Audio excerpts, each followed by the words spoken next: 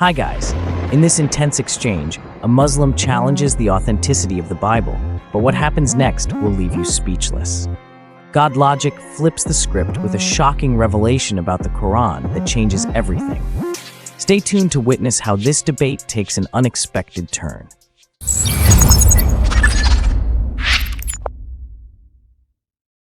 Yeah, where do you think we get the teachings of Jesus? Oh, well, I'm just saying, I think there are some things in the Bible that obviously like the Quran agrees with. So I think it's mostly lost due to like translations. I don't know if there's any certain way to prove that certain things were left out on purpose or taken out on purpose or added on purpose. But as far as the translation goes, Christians don't have the entirety of Jesus' revelation in his language, correct? How do you know what that is? How do you know what his language was? He spoke Aramaic, no? And how do you know that? That's just what I've been told. Fair enough. I'm not gonna lie, but so do you like what does he speak though? Like, and from where are you getting that? Well, it's similar to this, and not. By the way, you're right. His main language was Aramaic, but let me tell you why I asked this question, especially to you as a Muslim. It's like asking an atheist, or talking to an atheist who says that God is evil, for example. Now, what I would ask the atheist is, where do they get this definition of evil from? Where do they get this? Where do they get morality from? Right now, we can agree with an atheist on morality, what good is and what is evil, but they don't have a basis for what they call good or evil. We do, which is God, right? So they're stealing from God to argue against him. And it's similar with the Muslim, with you guys. You guys are stealing from Christianity to argue against Christianity. You're saying that we don't have Jesus's teachings and our stuff is fabricated, yet you're stealing from our sources to say Jesus spoke Aramaic or anything like that. So that comes from the Bible that he spoke Aramaic. Isn't that crazy? So if the Bible, why would it be fabricated or whatever that he spoke Aramaic? Well, you're saying that what we have is a fabrication. So how do you? I told you not in its entirety. Well, how would you know what is fabricated and what isn't? Because I believe that Islam is the true religion. So if something goes against it in the Bible, then I'm not going to believe that. Okay, so where in the Quran does it affirm that Jesus spoke Aramaic? I don't know, but what I'm asking you is, why would it be a fabrication that he spoke Aramaic? You're missing the point. If the Bible is a fabrication, right? If it's a fabrication, then you can't trust it. You can't trust it when it says he spoke Aramaic. You don't know if that's fabricated or not. You can't trust it. But you use that as a fact. You say it's a reliable fact that Jesus spoke Aramaic. But when you do that, you're now showing that the Bible is actually reliable and authentic, because that's where you're getting it from. Okay, well, wasn't Aramaic like the common language in the first century Judea? Yes, it was a common language amongst the Jews. So was Koine Greek, was a common tongue, and so was Hebrew. So would have been speaking all three of those, but still, how would you know? Even if something is common, like for example, I used this example with somebody before. If I grew up in China, does that automatically mean that I speak, Chinese or Mandarin or anything like that? Not necessarily. Not necessarily, right? I could be still just grow up speaking English, in my household, even though I grew up in an area where, Mandarin or, whatever is the dominant language. So Jesus speaking Aramaic specifically, that comes from the New Testament, which you guys say is fabricated. So you can't tell me that reliably that Jesus definitely spoke Aramaic. You don't know. Unless Okay, but even given that, you still believe that he spoke Aramaic, no? See, and here's the thing. Just like an atheist would believe that molesting a child is wrong, is morally wrong, right? But they can't justify that. They can't justify why that's wrong. They have no basis. Similarly, you and I, the Christian and the Muslim, we both believe Jesus spoke Aramaic, but you have no basis for why you say that. I do. Okay, but I mean, okay, I don't think that really answered my point, because I'm saying you still believe that he spoke Aramaic, so it's valid to you, which means that if we don't have the entire Bible in Aramaic, then how can we really like completely trust it? Well, how do you know that the Bible was in Aramaic? Where do you get that from? Well, what I'm saying is that you believe that Jesus spoke Aramaic, and so that So I his believe Bible I believe he must have I believe been he spoke Aramaic. I believe he spoke Greek as well. And Do you Hebrew. have the entirety of or when was the Greek Bible standardized? First century. That's when they wrote the New Testament in Koine Greek. The New Testament. Mm-hmm. So it still comes after him, no? Yeah, just like the Quran comes after Muhammad.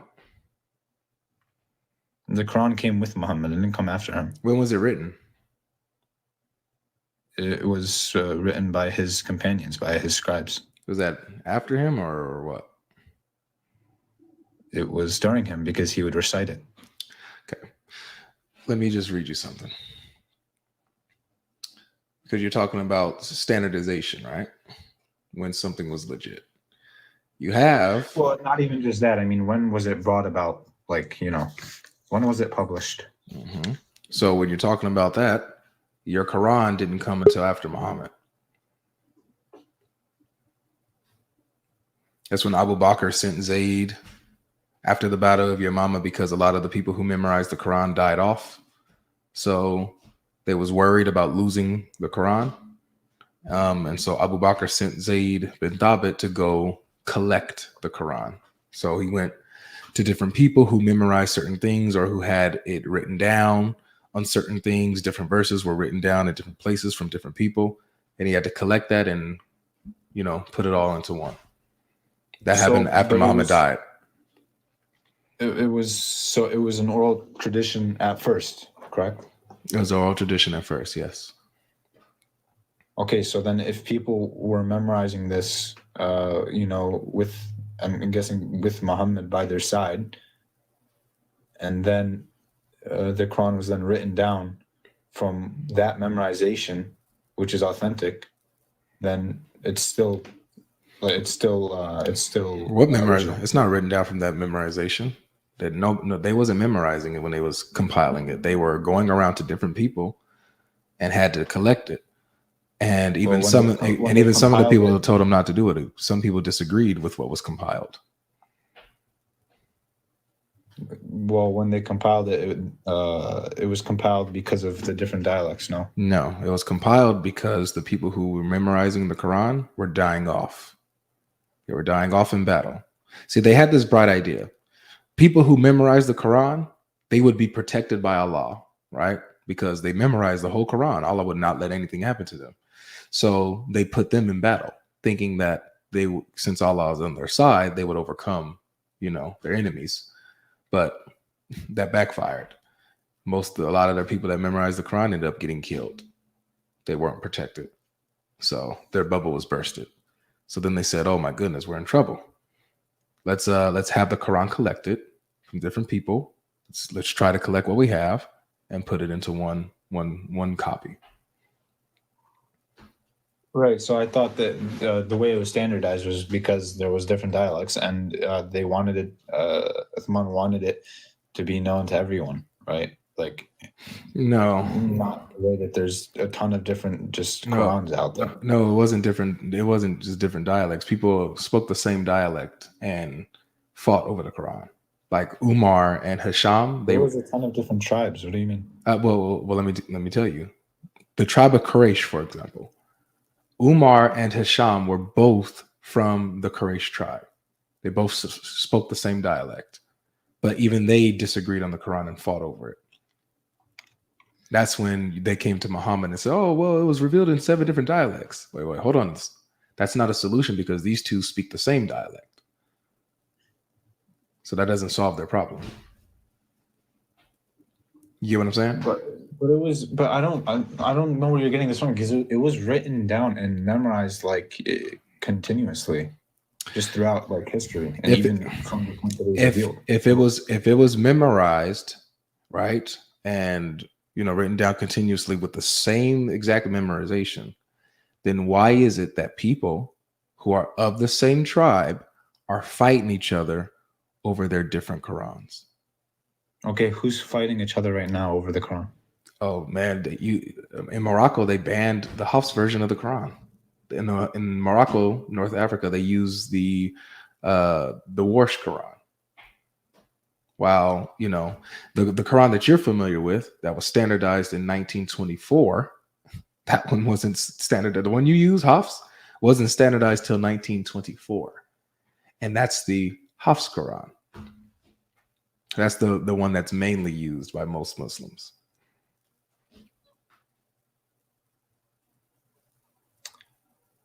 Okay. And this is in dialect. These are little Arabic words that are different. Now, I'm not going to say that the whole thing is different. No, mostly it's the same, but there are a lot of places where it's different. Meanings change, everything. So. Okay, so you're arguing that the Quran isn't original, right? Yeah, I would say that would be my argument, that your Quran that you have is not original, and there's no way of knowing if it even traces back. It's a big mess. Okay. So there's a term called tawtar in Arabic. Do you know what it means? It's called what? Tawatur. What does that mean? Well, you can look it up, but it's basically just it's historical continuity. It's basically just perpetuation. It's what? Like by transfer from one generation to the next.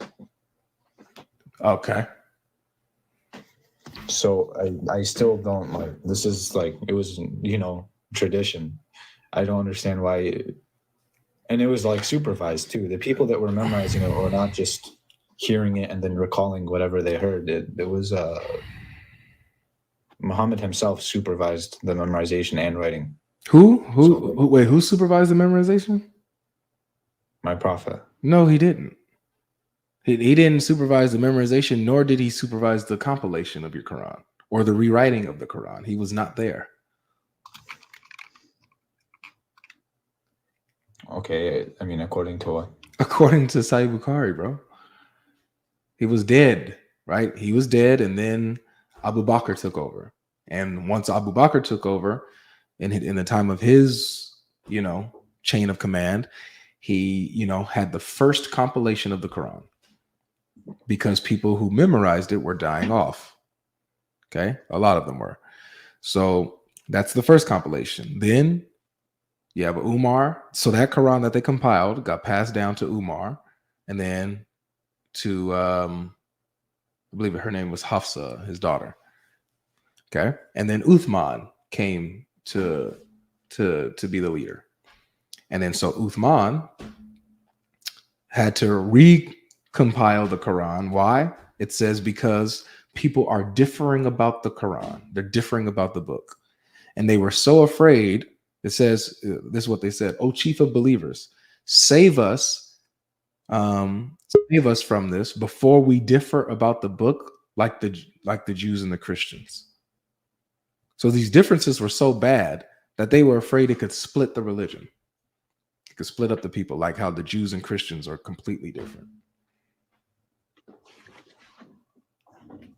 Okay, but so you're saying that the Quran was not written down after, or it was not written down until after Muhammad's death? I would say that there are things like he had scribes. So, during his lifetime, He had the Quran was being written down by scribes and stuff like that. But like the Quran that you have, and the compilation of the Quran, that all that stuff happened after Muhammad. So you don't have anything going back to Muhammad, really. You don't even have anything going back to Uthman.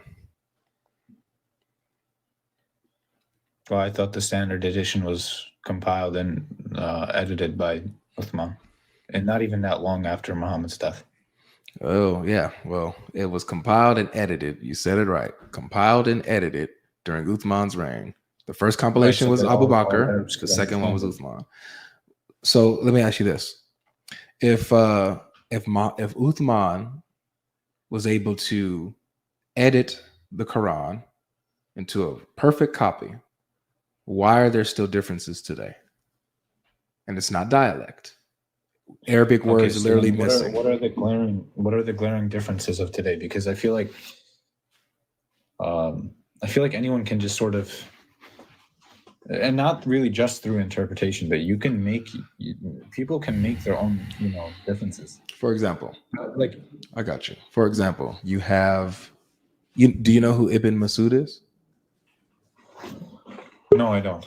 Well, my question is, like, what is the difference, or are there differences that are completely different, like, from most Muslims' core understanding of Islam? Like, are there core principles of it that are just completely different in one area? Can be, yeah. Like, one, the core thing is that you believe that every word is the word of Allah. So if every word is the word of Allah spoken in the Quran, then that would mean that he can't contradict himself. Nothing can be changed. This is a core thing in Islam, that there's no changes, no differences. So when we go into the Qurans and we see and compare, oh, this one says this and the other one says this, and then you don't even know which one is the right one. Some will have to say, oh, both of them are right, which is silly. Which one is in the tablet with Allah? Which one is in the mother of the book? No answer. But does it lose meaning is what I'm asking, I guess. Yeah, things change meaning. Let me show you one. So one is a very simple one that I like to show. It's chapter 37, verse 12. In chapter 37, verse 12, it says, Allah speaking to Muhammad after he done, recited some verses to disbelievers, and they mocked him. So in verse 12, it said, Allah says to Muhammad, you were surprised while they mocked. Ajebta is the word in Arabic. Ajebta. You were surprised. You were surprised. The ta at the end of Ajebta, it's the you, the speaker saying, you were surprised when they mocked, or you wondered why they mocked, right? In the Hamza Quran and Al-Kasai Quran, those two, it's Allah saying, I was surprised when they mocked. I wondered while they mocked. Ajeb 2. So the first one is Ajeb Ta, and the other one is Ajeb 2. May seem like a little small difference, right? With how it sounds, but it actually changes the entire meaning of the verse. Okay, well, it doesn't contradict anything at all, because Allah and His Messenger and all the believers are at shock, wondering how the disbelievers disbelieve in the Quran. You said that Allah. You're saying that Allah is shocked at the disbelief. Well, yeah. So it's not contradicting anything. It's saying that Allah and His Messenger and all of the believers are at shock. It doesn't say all the believers. It doesn't say and either. It doesn't say Allah and His Messenger. One says that Muhammad was the one who was shocked. The other one in the same exact verse says it was Allah the one that was shocked. Which one did he say?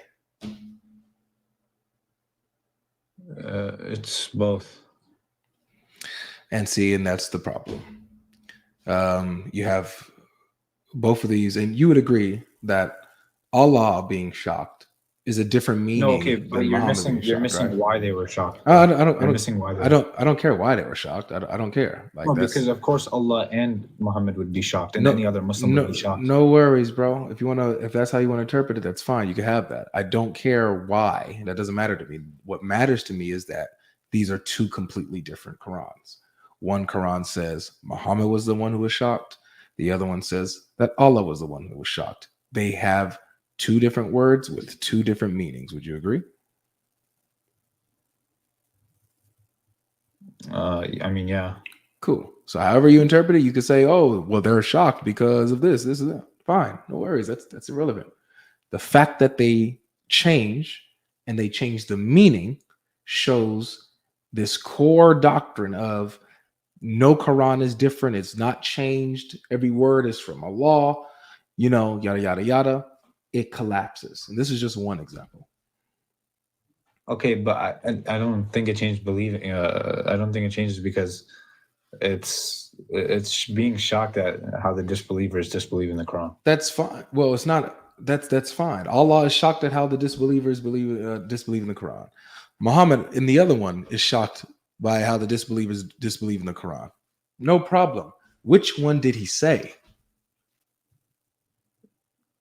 I mean, I don't really think that matters. I'm going to. It does matter because so then would you agree with me that there's not one? Any Muslim would be shocked if a disbeliever would you agree with me that because of this there isn't just one Quran then?